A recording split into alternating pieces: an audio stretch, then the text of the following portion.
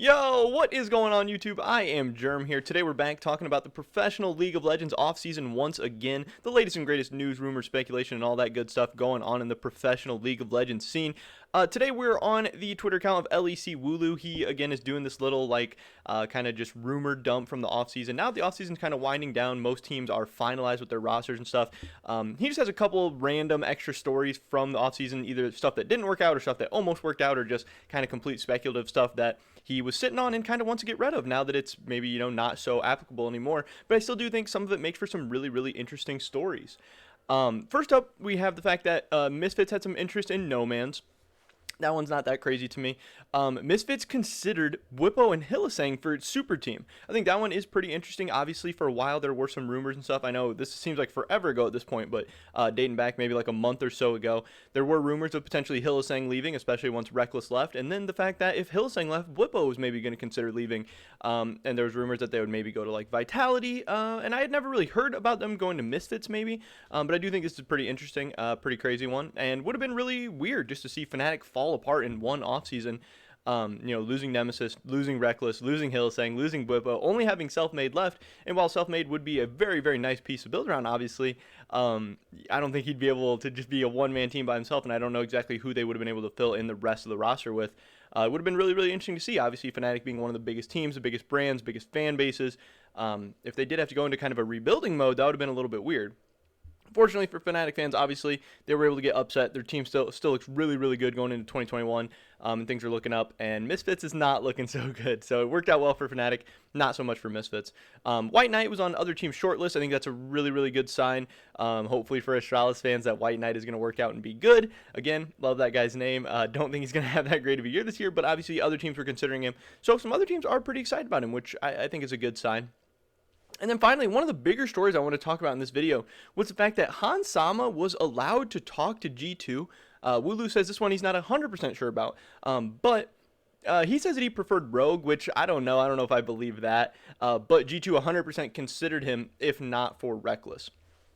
Now, kind of after all that played out, with obviously the G2 AD carry situation being one of the biggest talking points of the entire offseason, with Perkz leaving and then them needing to find a replacement on, one of the best teams in the world having a position open, that's going to be an absolutely massive story. So there was just every single AD carry under the sun kind of rumored to be headed to G2, speculating about whether or not they'd be joining G2.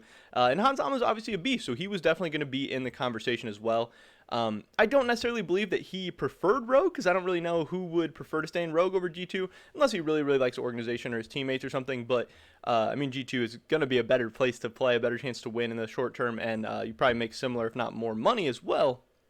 So I'm not really sure what would be preferred about Rogue at that point. But the crazy part is that G2 was considering him. Obviously, they see him as a top tier AD carry, and that would have been just insane if Hans Sama ended up on G2. I don't know exactly how well he would fit into the G2 roster.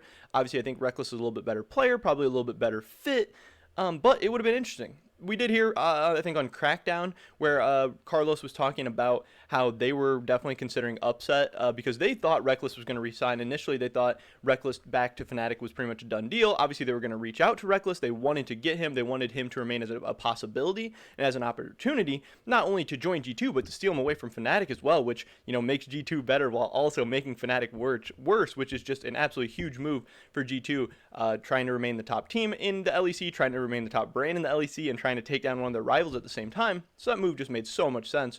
But Upset was obviously a guy they strongly considered, but it is pretty interesting to hear that they considered Hans Sama as well. Obviously, he's headed back to Rogue this year. He is now paired up with a new support. It'll be interesting to see how he works with Trimby, how well they're able to pull all that off, and how well things are able to come together.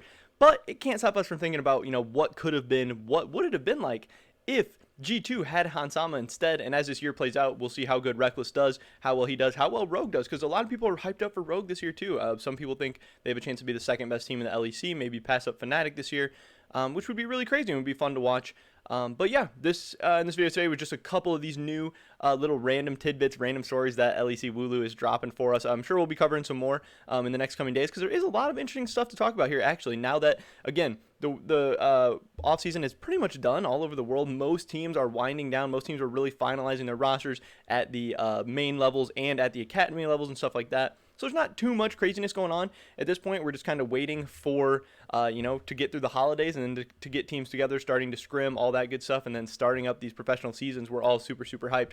But there still is a lot of crazy stories to look back on, to report on, to cover, and just to talk about, because that is really fun. That's what I like doing on this channel, and I hope it's what you guys enjoy as well. But that is pretty much it for this video today, guys. Definitely drop a like if you enjoyed it. Leave a comment down below. What do you think about anything that we talked about in this story today? Do you think G2 should have went with Hansama? Do you think they should have went with Upset? Or are you happy that Rekkles is there? Do you think he's going to absolutely kill it? I would love to hear your guys' thoughts and opinions. Subscribe to update on the latest content. Check me out at Twitch, twitch.tv/I_am_germ. The merch is going to be the first link in the description below. Hopefully catch you guys in the next one. But until then, peace.